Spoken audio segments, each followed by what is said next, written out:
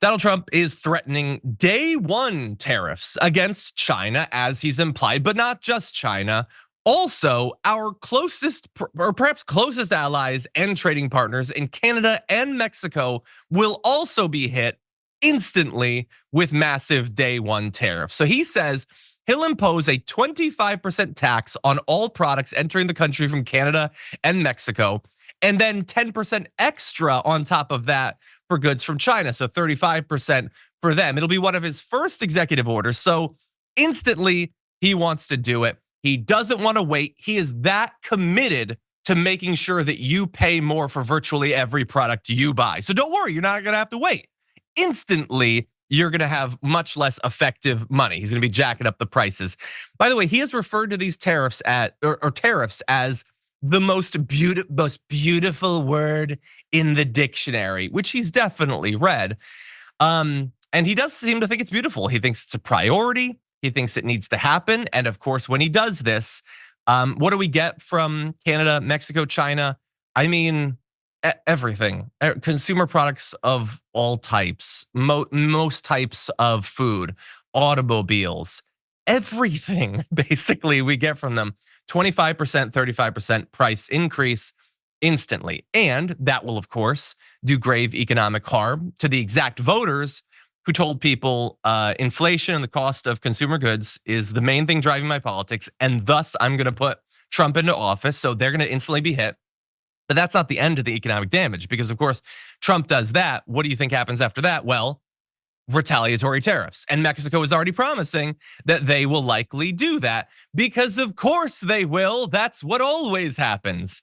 The president of Mexico said one tariff would be followed by another in response, and so on, until we put at risk common businesses.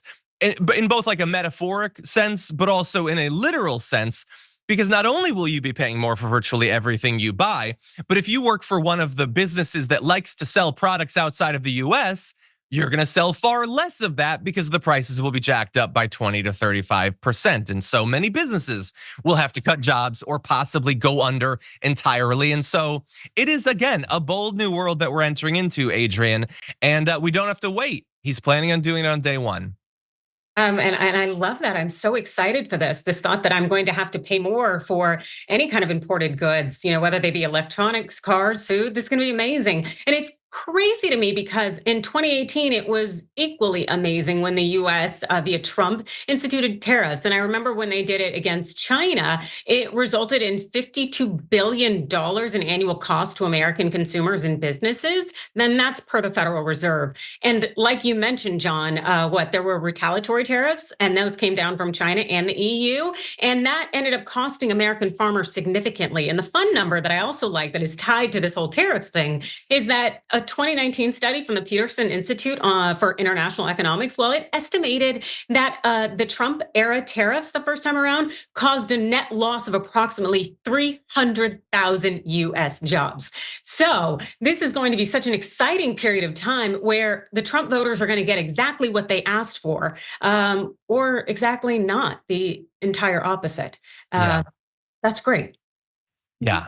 Yeah. And we'll turn to how likely they are to understand that in a minute. But Skittlebutt in the chat brought up what happened last time. So Trump jacked up a bunch of the tariffs against China, and one of the aspects of this that actually got a lot of media coverage was what effect it had on soy exports from the US to China. And China was like, okay, we're just not gonna buy soy from you, which was absolutely devastating to the farmers. So Donald Trump then has to be like, oh, I'm a moron. Okay, I'm gonna take tens of billions of dollars and I'm gonna throw it at the farmers. And some people see that and they're like, look at him supporting farmers. It wouldn't have been necessary if he hadn't done the tariffs. And the reason I bring this up isn't just to be like, hey, look at the terrible thing he did last time. Like, I don't know if that's in 6 months, I don't know if that's in a year, but that's what's gonna end up happening. And not just with farmers.